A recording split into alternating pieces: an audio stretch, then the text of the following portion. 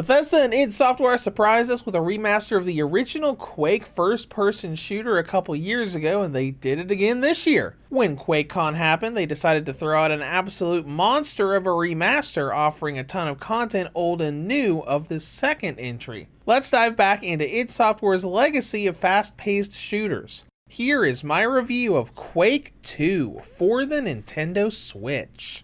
Story-wise, Quake 2 is the franchise's immediate reboot.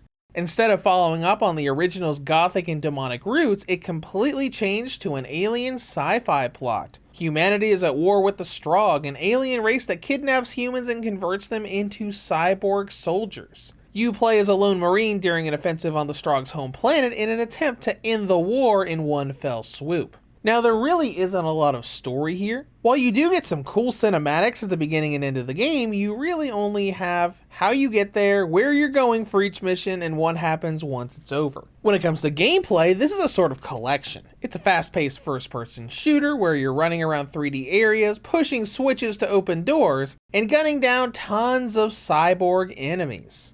But as I just said, this is more of a collection than just a remaster. It contains 5 campaigns in one package. You can play through Quake 2, the original 2 expansions, the Quake 2 64 campaign, as well as a new campaign made by Machine Games. This is especially noteworthy because of Quake 2 64. While Quake 1's Nintendo 64 port was mostly the same game with slight alterations, 264 was a completely different game. Similar story premise, but all of the levels and maps were completely different from the original Quake 2, much like how Doom 64 was a different game from Dooms 1 and 2. Though what I find the most interesting out of this remaster is the id Vault. This gives you little development notes, models of characters that were used in the game and some that weren't, and videos of early builds and demos of the original game shown at E3 and the European Computer Trade Show back in 1997. And if those videos aren't enough for you, they actually allow you to play those demos within this remaster. Granted, they are remade with the newer lighting and visuals, but I find it very interesting that they actually allow you to play those old demos in addition to all of the campaigns already built in here. And finally, we have some great control options with very fluid gyro aiming and the ability to plug a keyboard and mouse into the Switch dock to play the game like the old PC version. Now let's talk about all this content. Progression in Quake 2 has you running around 3D areas, gunning down enemies, and unlocking doors, either by finding switches to interact with or color-coded keys to open specific doors with. And of course, all of this is done in a rather fast-paced manner with how enemies move around and shoot at you.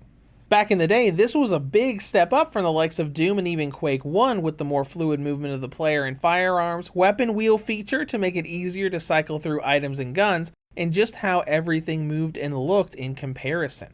Despite its age, Quake 2 still feels great. It's a much more difficult shooter than others of the time, and very clear from the get-go why the level select screen defaults you to the easy difficulty and not normal. Though there are more enhancements in here that make the experience different and more modern than what you played back in the 90s.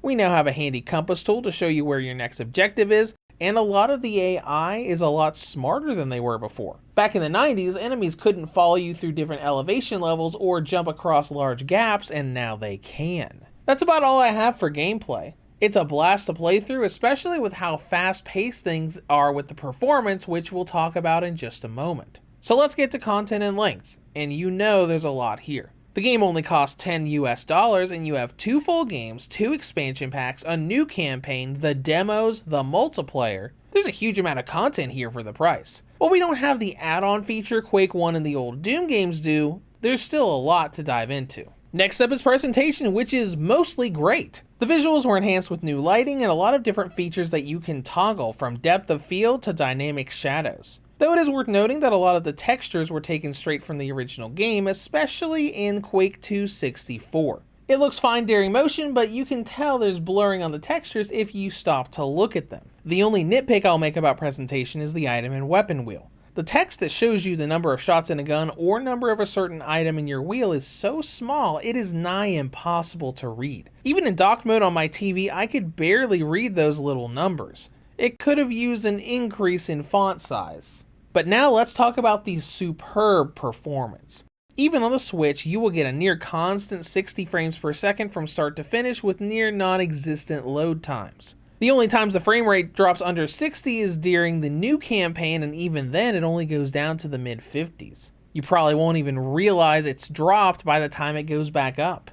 That's all I got for performance, so let's go into battery life. The original and light models get a battery range of 3.5 to 4 hours, while the V2 and OLED models get 5.5 to 7.5 hours. In conclusion, Quake 2 has been brought back to the gaming world, and its handheld console debut is vast and great. Now on the downside, the weapon and item wheel fonts are so small it's almost impossible to read them in the moment. But outside of that, this is a $10 package. You'd be hard pressed to find something to match with how much work was put into not only recreating this game, but changing things like AI behavior and adding playable versions of 26-year-old E3 demos. If you want another piece of FPS history on the go, it's right here, and fingers crossed that Quake 3 Arena will be next on the list. Reviews to go rates Quake 2 for the Nintendo Switch a 9.5 out of 10. If you have any comments or questions, feel free to leave them below. Thank you for watching, and have a great day.